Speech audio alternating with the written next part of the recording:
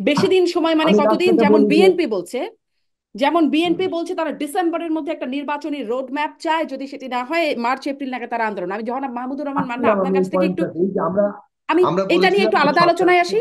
জোনায়েদ সাকিব, এটা নিয়ে একটু আমি আলাদা এক আলোচনায় লাইনে আসি যে, এক লাইনে বলে ফেলি, আমি আচ্ছা এক লাইনে বলুন। বলে ফেলি, সেটা হচ্ছে যে আমরা বলেছিলাম সরকারকে যে শিক্ষার্থী, রাজনৈতিক দল, শ্রেণী পেশার অংশীজনদের সাথে বসেন, নিয়মিত আলোচনার একটা কাঠামো গড়ে তোলেন, এবং সংস্কারের কাজগুলো কি, কতদিন সময় লাগবে, একটা বন্দোবস্তে আমরা পৌঁছাতে পারবো, এবং একটা গণতান্ত্রিক নির্বাচনের পরিবেশ কিভাবে তৈরি হবে, এই যে পুরো জিনিসটা, এটা একটা রোড ম্যাপ আকারে, নির্বাচন যখনই হোক না কেন, কিন্তু একটা রোড ম্যাপ মানুষের কাছে প্রত্যাশা করেন, এটা রাজনৈতিক স্থিতিশীলতা এবং অর্থনৈতিক স্থিতিশীলতার জন্য প্রয়োজনীয়।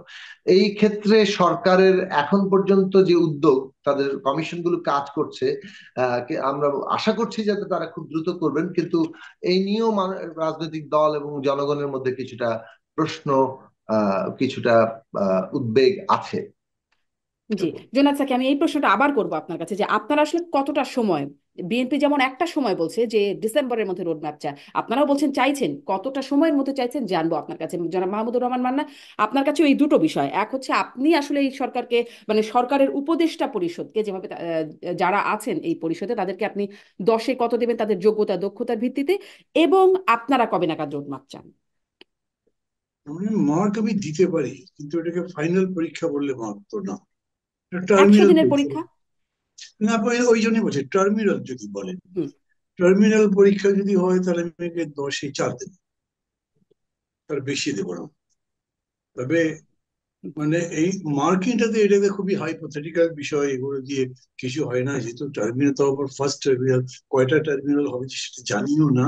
যে কারণে আমি মনে করি যে এই টার্মিনাল ইয়েটাকে অতিক্রম করে তারা বড় জায়গায় যেতে পারবে। কিন্তু তার আগে আমি কয়েকটা কথা বলি যে আরো দু একটা ব্যাপার, ব্যর্থতার কথা তাদের বলা উচিত। যেমন ধরেন অ্যাডমিনিস্ট্রেশন, এগুলো ওনারা কিছু করতে পারেননি।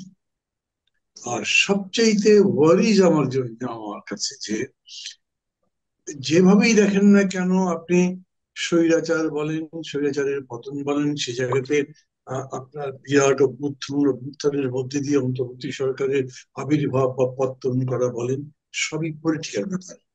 এবং এখান থেকে উত্তরণ করে যে আপনি গণতন্ত্রে নিয়ে যাবেন, একটা ভোট করবে, সেটাও রাজনৈতিক ব্যাপার। কিন্তু এই গভর্নমেন্টের পলিটিক্যাল অ্যাপ্রোচ কিছুই বোঝা যাচ্ছে না। মানে একটা কমন ব্যাপার, আপনার পার্টিজান হতে বেশি এরকম না, কিন্তু তারপরে আপনি বলবেন যে আমার টার্গেটটা এরকম, আমি এই করতে চাই। এটা তো ছাত্ররা বলেছে, আমরা বলি, বিভিন্ন পার্টি বলি, কিন্তু ওনারা ওরকম করে বলেননি।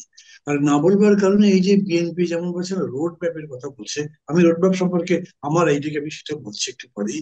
কিন্তু বিএনপি এটা যত বলছে, সরকার খুবই উদাসীন, প্রায় উপেক্ষার মতো মনে হচ্ছে। এবং সম্পর্কটা এরকম খারাপ হয়ে গেছে যে বিএনপির অনেক স্ট্যান্ডিং কমিটি মেম্বার বক্তৃতা এরকম কথা বলেছেন যে আমাদেরও তো সন্দেহ হচ্ছে যে আপনারা ক্ষমতা দীর্ঘস্থায়ী করার চেষ্টা করছেন।